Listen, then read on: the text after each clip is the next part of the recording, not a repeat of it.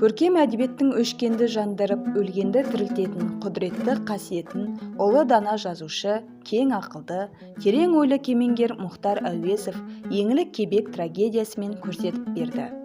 20 жасар Мұхтар Әуезовтың қиялын қозғап, қолына қалам алдырған еңлік пен кебек жайлы халық аңызы болатын. Махаббатын жолында құрбан болған еңлік пен кебек атты ғашықтар тағдыры 21 ғасыр соңында баспасөз бетінде жарияланды. Оның бірінші нұсқасын Дала уалаяты газеті 31-39 сандарында 1892 жылы қазақтардың естерінен кетпей жүрген бір сөз деген атпен жариялап, 1900 жылы осы газеттің 46 санында қос ғашықтың аянышты тағдыры жөнінде қазақ тұрмысынан хикая деген әңгіме жариялайды. Міне әңгіменің табиғаты драмалық шығармаға сұранып тұрғанын әңгіме шебері Мұхтар Әуезов анық көре білді. Қос ғашық еңлік пен кебек тағдыры жайлы Әуезов драмасы қойылғанға дейін аңызға айналған бұл оқиғаның екі әңгіме, екі поэма түріндегі 4 нұсқасы жарияланған. Яғни драмалық шығармаға арқау болғанға дейін аңыз қолдан қолға өтіп, сараланып, оның тұрақты сюжеттік желісі тартылып, образдар қалпы айқындалып, халықтық идея дәстүрлі арнаға түскен. Бірі ұстаз, бірі шәкірт еспетті екі адамның жазған шығармаларын өзара ұқсап тұруының пәлендей айып шамы жоқ. Мұхтар жолсыз жазаны ақыштың ұзатылу тойына қойылуына рұқсатын берген шәкәрімнің өзі.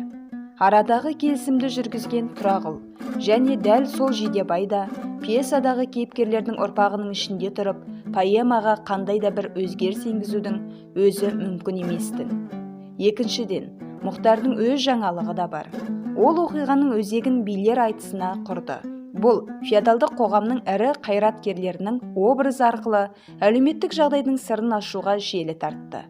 Трагедияның түп тамырын шешендік өмір мен билер кеңесі арқылы ашқан ең үздік туындының бірі осы еңлік кебек. Еңлік кебектегі екі жастың арасындағы уыз махаббат өрістей түсіп, көп тақырыпты қамтиды. Мысалы, адамгершілік адамның жеке басын қадірлеу, ел бірлігін көксеу, бұқара халыққа бейбітшілік өмір тілеу, болашаққа үміт, сенім көзімен қарау тәрізді күрделі мәселелерге қозғалады.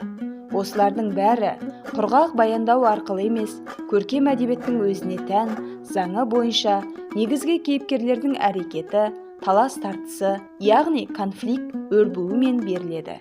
Еңлік кебектің аса қасиетінің бірі қаһармандардың жан жақтылығы.